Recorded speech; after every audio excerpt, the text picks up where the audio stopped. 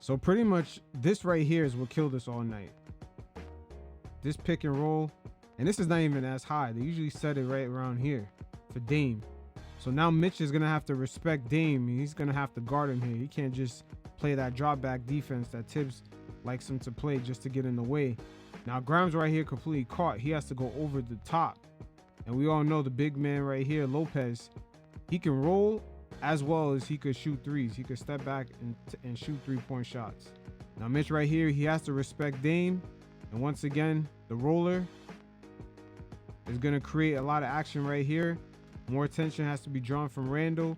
And of course, this is where the Bucks tend to set you up right here, as Lopez is one of the big men, but the real big man right here that's putting in all the work, leaves it right open for Giannis. And this pretty much killed us all night. Just that high pick and roll with Dame up top, the fact that the Knicks have to respect it and they normally play drop back defense. And we seen early on in this season, man, just going up against KP, there's something with the stretch bigs, man, the defense. And honestly, the only way to fix this is to get the communication on point. So just a way of fixing this is that the communication would have to be early, like right here. There should have been some communication between Grimes and Mitch already for Grimes to go under the screen. I know it's Dame. We don't want to even go under the screen sometimes because that's going to leave an open shot for Dame. But the communication just got to be on point, man. Oh, and it's going to be tough. That's why the Bucks are a tough matchup for us. Okay, so right here we get a nice aerial view. Something about these pick and rolls with just dragging Mitch up here. Look how high up top Mitch is. Mitch is real uncomfortable up here. All right, damn. Did they run a double screen? Got Bobby P right here. But at the end of the day, the Knicks gonna have to respect Dame, and this is where a lot of the confusion comes from. But we're gonna check out two things right here. Just what could they have done different on the screen right here? Okay, so Mitch has to respect Dame's shot, but look at Brook on the roll. Yeah, they ran a 3-man action right here. Bobby P rolled out for the open 3-point shot. You see, Randle's gonna have to follow him in here, and Bobby P is gonna be open. Okay, so let's look at this again, and we got two players. This is like a double screen right here, but I don't think Bobby P is gonna screen at all. It's gonna do like a ghost screen and just either, if he can, make his way down or just pop out. But Brook Lopez is the initial screener. Okay, so Grimes is caught. Grimes is caught, but I'm pretty sure he doesn't want to stick with the big man, especially when the big man rolls. But look at the conundrum it puts Randle in. Look at the conundrum. Who to guard? Because we all know Lopez is going to roll right here. As he rolls, okay, so Dame already gave it up. But as he rolls, I just want to focus on the initial pick and roll because that's how we got killed in this game. But as he rolls, let's say Dame held, did a fake pass, he would have had another additional pass to Bobby P by the time he looked over because Randle's all the way down here with Brook Lopez. It's going to be up to Brunson to recover. This is the defensive communication really got to be on point. So the second part I want to look at here is the defensive rebounding. As when Middleton shoots it, we're going to take a look at Randle. And we're just going to look at Brunson. Brunson could have did nothing about it, but just look at the non-box out by Randle. Allow Bobby P to get there. Mitch possibly could have got the rebound if Randle had boxed out. And lucky for the Knicks, look at that. He just straight up missed an easy layup. But it's the little things that tend to add up in these games. The Bucks really had it going. Just everyone for them was just hitting. AJ Green, just three pointers in that first quarter really killed us. Once again, look at AJ Green right there in that corner. So right here, once again, AJ Green looking like Steve Novak out here. Just swishing everything. That's 3 in the first quarter alone. It's something about the Knicks this season, just early on with the stretch fives. Just look off this pick. Okay. Dante stunts as Lopez rolls. But Bobby P is going to end up with the open shot here. But I just want to see the options. Because in a way, AJ Green, who got hot in the first quarter with those three-pointers, he's technically open. But you know, obviously the easier pass would be to Bobby P. But maybe Randle needs to stunt more. Maybe he needs to stunt more, but too many guys are wide open. The Bucks got a lot of wide open shots, as Bobby P was also able to make that. But this is something that we struggled with during the Phoenix matchup. They also had a lot of guys hitting wide open shots, especially with the ball movement that they had. Because coming into that matchup, ironically enough, those role players, they were on a high. They were in sync defensively as well as offensively, and they were moving the ball around a lot. And the Knicks just gave up too many open threes. And so far in the two matchups against the Bucks, they shot 55% in one matchup, and in this matchup, they shot 60% from three. So in both of our meetings in the regular season with the Bucks, we actually had them have the highest three-point percentages that they had all season. 55% in our first matchup, they were shooting from three. And of course, in this game, they're shooting 60%. But for the most part, in no other scenario throughout the early part of the season had they had this much success. Both times is only versus the Knicks. So our three-point defense is definitely going to have to get cleaned up. So right here, pay attention to the clock. This is our first three-pointer of this game right here by Quick. So 8 minutes left in the second quarter. That is our first three-pointer of the game, and we're only down by 3 points. It's going to be 50-53. So with the Bucks and the addition of Damian Lillard, they pretty much sacrificed their defense. As so far, even though it's just early on in the season, the Bucks are one of the worst defensive teams in transition, whether they miss a shot or off their own turnovers.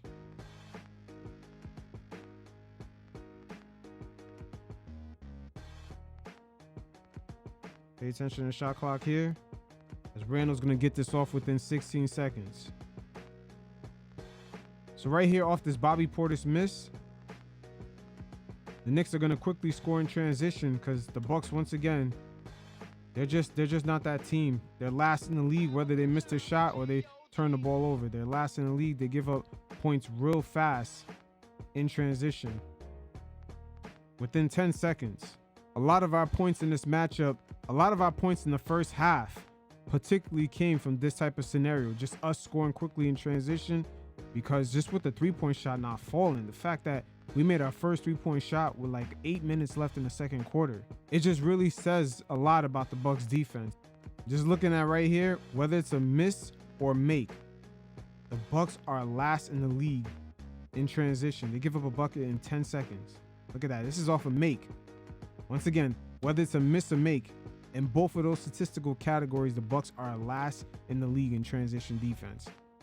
So right here off this make, we're going to see how fast the Knicks score in transition. This is where a lot of our points came from. 18 seconds. 18 seconds only took. And that's off of them making the shot. Let's look at Middleton off this make.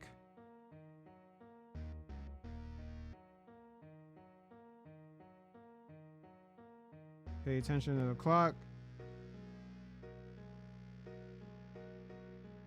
Damn, that's 10 seconds right there. Now you see how we stayed in this game in the first half with just that awful three-point shooting that we had. Look at the Knicks off this miss. DiVincenzo pushing up the pace. How much time went by? 20 seconds left. So this game, potentially, it could have been a blowout in the first half because we're last in the league in pace. So if we didn't do some uncharacteristic shit like push up the pace, you know, right now this game could be a blowout only in the second quarter. Because that slow half-court grinding offense that just shoots a bunch of threes, it just hasn't been working. Now Giannis in transition off a make. Pay attention to the clock. 19 seconds. Randle already scores. Now for both teams, I'm wondering which is the bigger conundrum. The fact that the Knicks are just missing open shots, or the fact that the Milwaukee Bucks in transition, whether they make a shot or not, that they give up so many points within 10 seconds. I don't know which one is a harder thing to fix, but the Knicks are just, at this very moment, are just not getting anything from three, but yet they still put up 83 points with 5 minutes left in the third quarter, and they're still only down by single digits. I know the Bucks do have Giannis and Dame, and some people think that they're levels ahead of us, but we're really not that far off.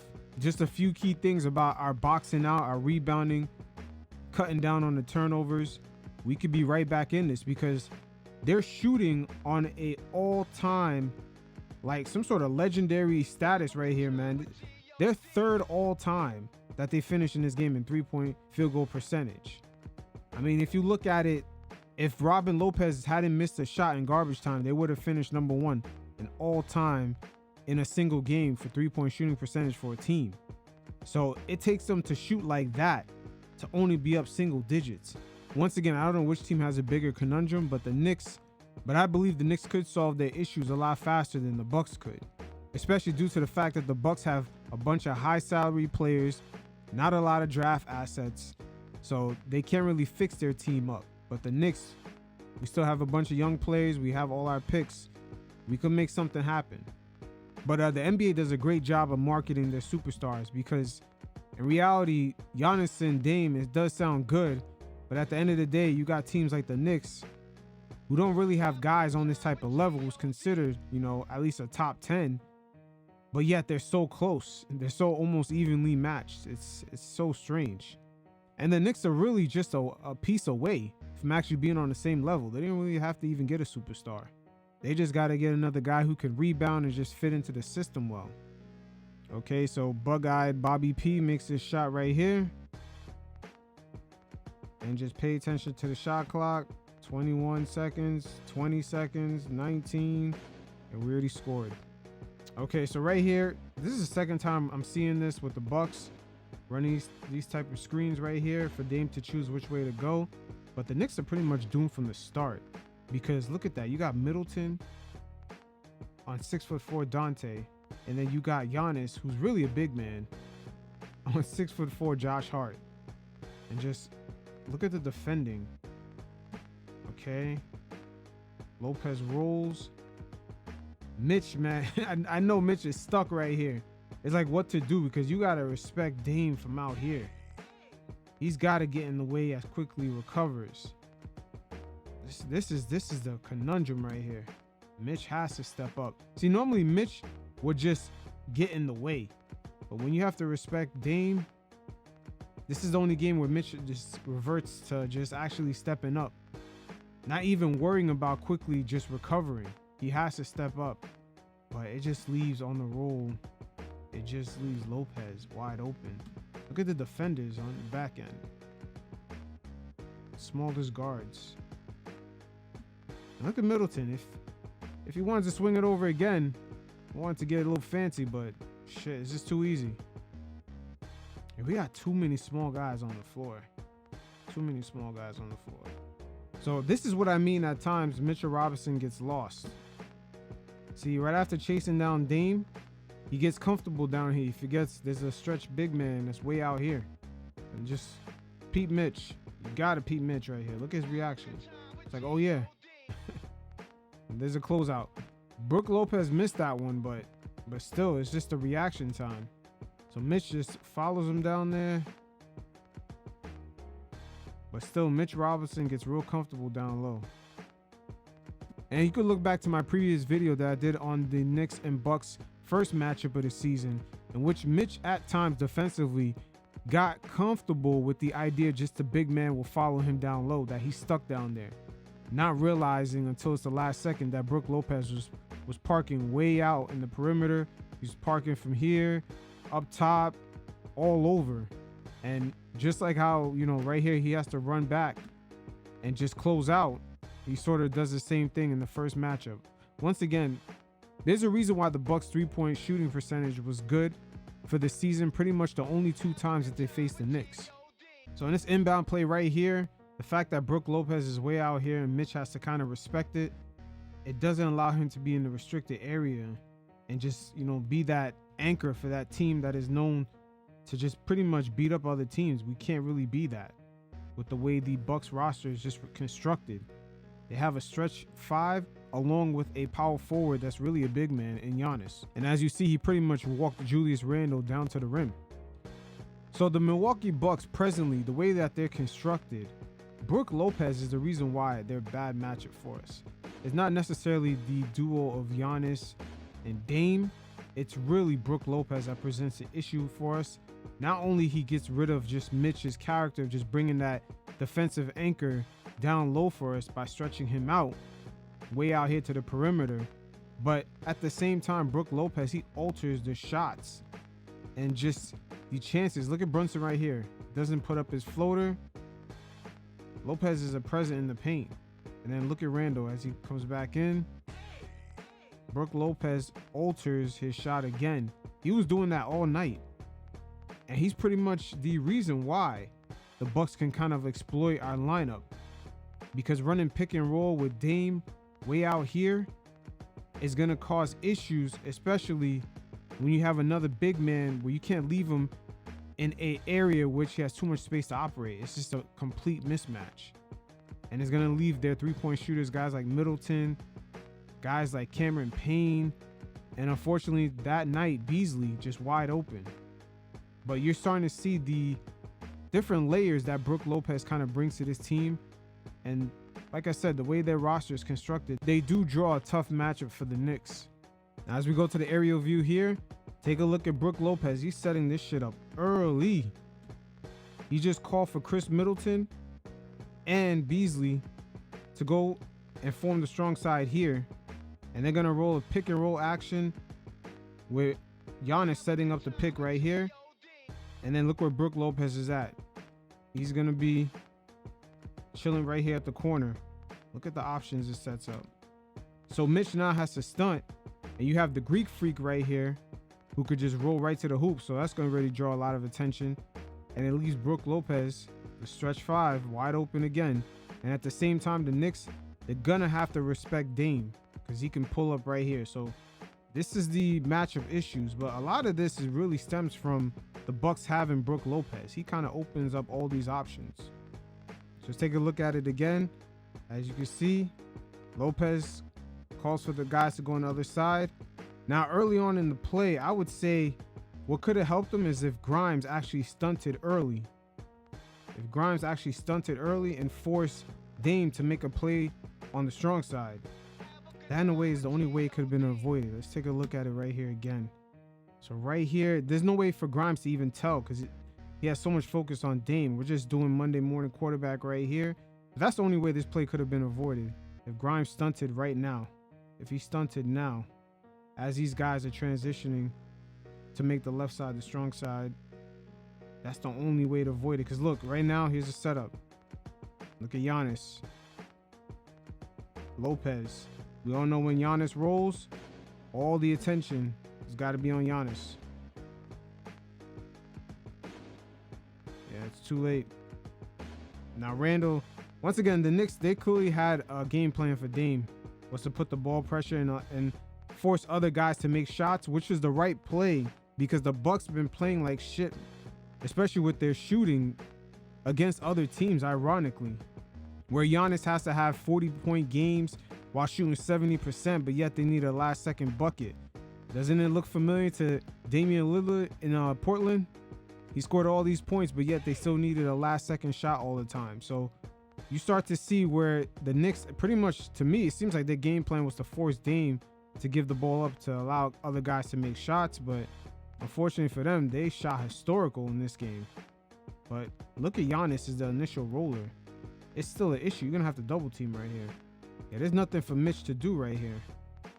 See, once the pick comes, you're going to have to double team. You're going to have to double team because Mitch already sensed it. It's going to be Giannis to roll. Look at this. Giannis has a perfect way to roll too. See, if Dame somehow could thread the needle, but even if he couldn't, he could pull up. He could pull up. And then he also has Lopez. So once again, it's just a lot of matchup problems. Yeah, Dame could have tossed the ball over his head. Back to Giannis, and you already know the Greek freak is an issue going downhill like that. It's a major issue. But once again, the guy that makes it all happen, Brook Lopez. Having the stretch five here gives the guys running pick and roll another option. And this is what really has killed Mitch throughout this whole matchup. Mitch has no choice right here. He's just trapped. I'm always saying Mitchell Robinson is the heart and soul of the Knicks offense. Even though he's not a scorer or anything like that, his offensive boards do help us get second chance points, which keeps us being one of the top teams in the league at offensive efficiency. And so far in the marquee matchups, I would say for this season, against the T-Wolves, the Suns, the Heat, and now the Bucks, they pretty much took away one of our go-to punches, which is his rebounding. And out of all these matchups, I would say the Miami Heat and the Milwaukee Bucks of just execute Mitch not getting offensive boards the best. The Bucks reason, because of course they have a true big man, but the Heat do actually perfectly because of their 2-3 zone defense and also sticking Kevin Love on Mitch, because Kevin Love could really box out. Especially when Brunson tries to get to his sweet spot, those bunnies are not falling. It's just hard for Mitch to just dominate like he always does. Can't do that on Brook Lopez. But once a good team start taking away this ability of the Knicks, it'll be very interesting to see what counter punches Tibbs draws up. Because having lineups like Quentin Grimes and Josh Hart at the same time, or just DiVincenzo, Josh Hart, RJ Barrett, it's just, it's not going to work out well.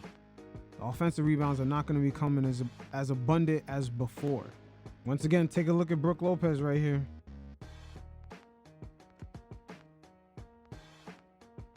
Being that pest. And then Middleton gets an open three. See, normally we're used to doing that to other teams, and now it's get back time. Going up against a guy who used to be a traditional center and evolved to being also a three-point center, things are going to get rough. Once again, I'm wondering if Brook Lopez just causes just havoc in the paint, because usually Brunson makes those. Yeah, usually this is like an easy bunny for Brunson. So we're going to see right here how Mitchell Robinson kind of respects the spacing from Brook Lopez a little bit too much, that he made the wrong move right here. We're going to take a look at Giannis right here. He's rolling. Mitch should have stuck with him, but Lopez has been killing the Knicks. Just from out here, that Mitch actually follows Lopez instead, leaving Giannis wide open. He only has a split second to make that decision. I can't fault Mitch for that, but that's how much respect in this game Lopez has just kind of earned, you know, because once again, he's been killing us from three. He's that threat way out there. Once again, Brook Lopez was just a problem for us. Just his battle with Mitch. Mitch completely lost that battle as he gets blocked right here, even on the finish. Now we see what happens when Randle and Mitch gets the switch. Giannis is just way too fast for Mitchell Robinson. He's just way too fast for him. Way too strong, way too fast. You know what's the craziest part? This was Quentin Grimes' only shot attempt for the whole game. Wide open three. That was his only shot attempt. Ironic enough, for all the statement games I covered in this video, he's been pretty much non-existent for all of them. In Minnesota, he went 0 for 6. In Miami, he went 1 for 4. In Phoenix, he went 1 for 5. In this game, this is his only shot. And Grimes did make a statement after this game talking about how every shot he shoots feels like it probably weighs 100 pounds. And I'm telling you, boy, that tight rope around his neck is going to get tighter and tighter by Tibbs just playing him in less and less minutes. So he's going to feel the squeeze. He's sort of going to be pushed in the same situation Obi was once in, where he had very limited minutes and he felt like any mistake he made, those minutes would then get pulled.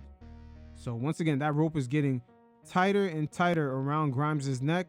And the only thing that pretty much saves him right now is that DiVincenzo is not really making a crazy push to take his starting minutes, and quickly provides too much of a spark off the bench to actually play him too many minutes with the starters.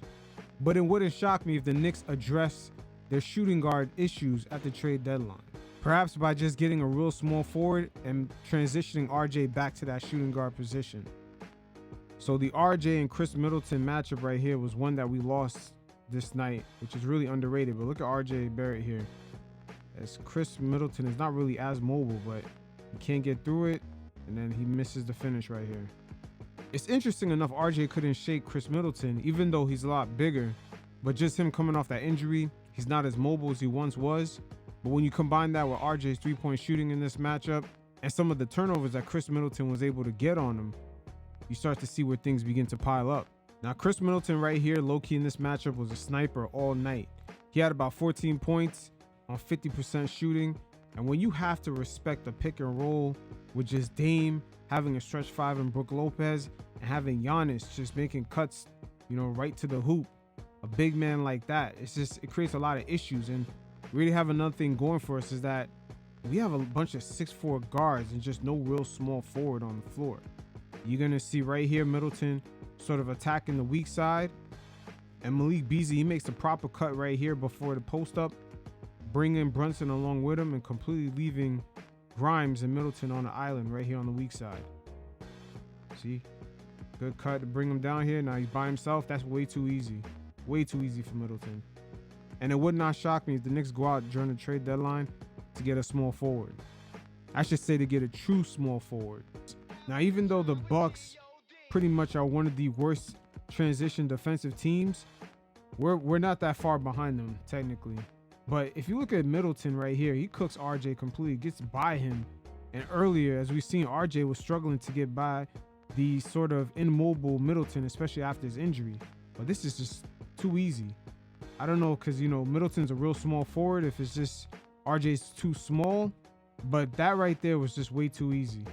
RJ Barrett not only is giving up a lot of points, RJ Barrett is only adding to the additional losing battle with Chris Middleton by turning the ball over.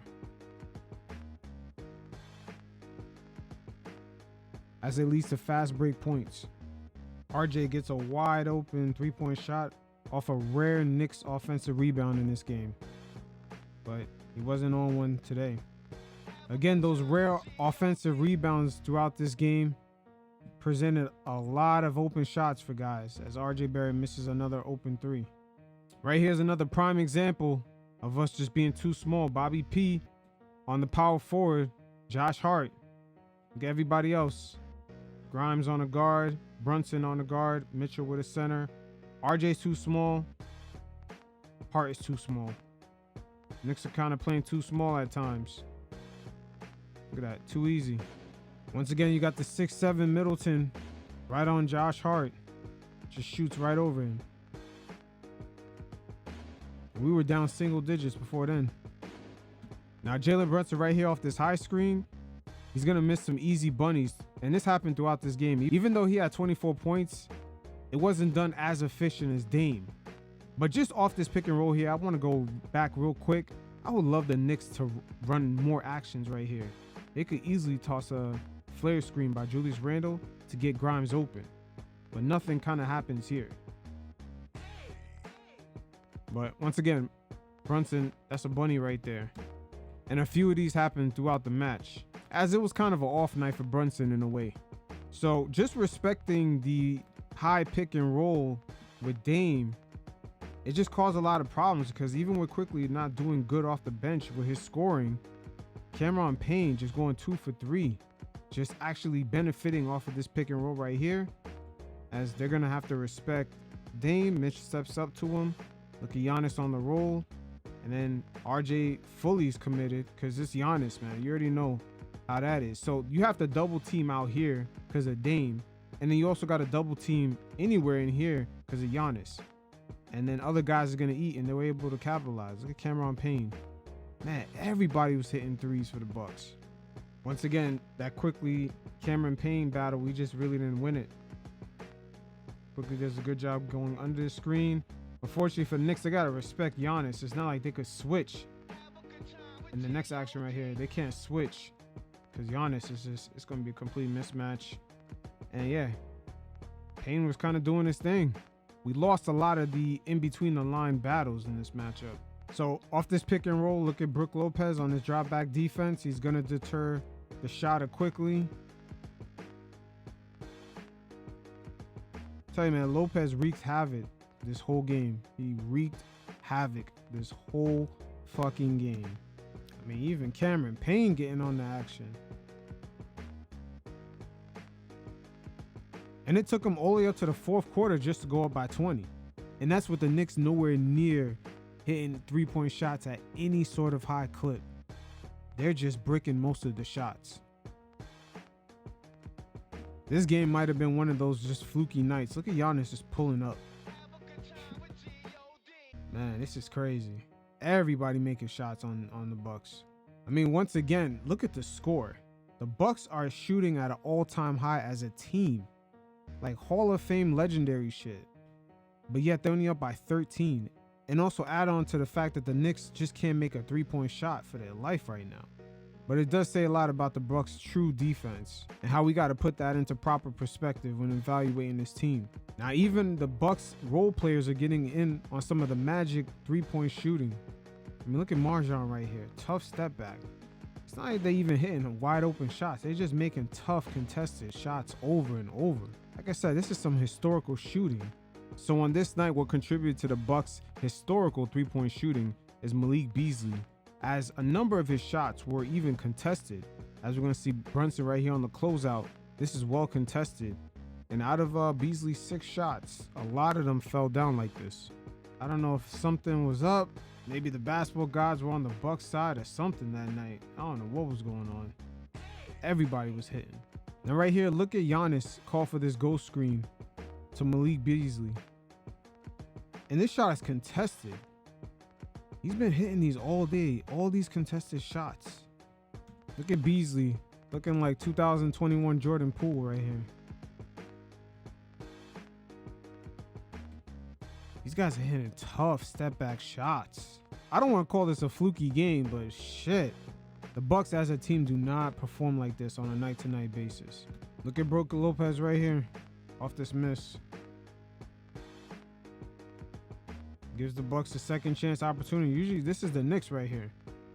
This is the Knicks in reverse. We usually do this to other teams. But yeah, Beasley shooting about 60% from 3. So Giannis almost loses it right here. And Beasley just hits his last 3-point shot. Is he twerking? What the hell's going on over there?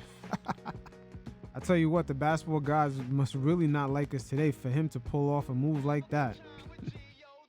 Oh boy. So at the end of November, this is pretty much the first round of games that this roster really has been tested. Ever since getting Quentin Grimes back for the Minnesota Timberwolves game, that was the first time we had a full roster healthy. You know, things kind of been up and down going up against the Heat, Suns, and now in the play-in knockout round against the Milwaukee Bucks. The Knicks have shown that from quarter to quarter, there is sometimes a lot of inconsistency. And when you have a lot of disappearing acts from certain key players, guys like RJ Barrett, who've pretty much began to cool off from his hot start, and most importantly, Quentin Grimes, his minutes throughout November have seen a dip leading into December. And the minutes that he's lost is not like someone else has made up for him. Guys like Dante DiVincenzo really haven't made that push to sort of claim those minutes. It's almost like it's been sprinkled subtly to guys like him, maybe quickly. But to have Grimes out there getting multiple games with 0 points, it's not going to work in a scoring league no matter how good your defense is. But a good sign to see is that Julius Randle looks like he's getting back into form, especially after the Milwaukee game. I don't know if it was a postseason surgery, but he looks like he's back at it. And the Knicks' lack of size, particularly going up against the T-Wolves and the Milwaukee Bucks, it really tends to show. We got $18 million sitting in our bench, aka Evan Fournier, and we do have a need for a small forward, like a real small forward. Because at times, especially against the good teams, it creates way too many mismatch issues. But one thing for certain that stands out in all these statement games is the importance of Mitchell Robinson. When he's not getting those offensive boards, when he's not able to be that dominant presence in the paint defensively, it almost causes a domino effect on this team. As we've seen the more veteran, polished teams like the Miami Heat, Phoenix Suns, and Milwaukee Bucks sort of found a way to neutralize his presence. As those were the games that the Knicks were not able to get second chance points, particularly from the offensive rebounding from Mitchell Robinson, which is key to our offense. But it's definitely still early, and the first gauntlet that we went through, things will look a little bit rocky, but it's not the end of the road though. It's not the end of the road, but the month of December is going to be crazy. Not only we're meeting up with the Bucks 2 more times, but we're also Gonna be on a West Coast trip and play against teams like the Lakers and Clippers and the Phoenix Suns one more time, but it's the end of the month of December. That sort of kills me because low-key, that matchup against OKC is going to be very difficult because that team presents a lot of matchup issues. And also, we're going to go and play against the red-hot Orlando Magic and Indiana Pacers. Up-and-coming teams that have pretty much nothing to lose. So night in, night out, most teams, they got to be on the A game going up against these guys. But after a tough November with a bunch of back-to-backs, the Knicks' early season calendar continues to produce a tough schedule. But I particularly had these games circled in my calendar as the first measurement of where the Knicks could possibly be at. But I base this off of what teams are currently doing, as the Minnesota Timberwolves are currently sitting at the top of the West. The Miami Heat, a well-coached group that performs consistent from quarter to quarter, and they always know how to take away our strengths and kind of force us to the things that we don't like to do. So it's always a chess match going up against that team. And the Phoenix Suns, even though injury riddled, they were on a 6-game winning streak before they came into Madison Square Garden, and their role players were definitely clicking offensively and defensively. And of course, the Milwaukee Bucks, who are second place in the Eastern Conference. So this was a good, I would say, first trial to see where the Knicks are at. But I expect when player eligibility opens up December 15th to be traded, I expect the Knicks to be active, particularly at the number 3 position, and they possibly need another shooter. But we'll see.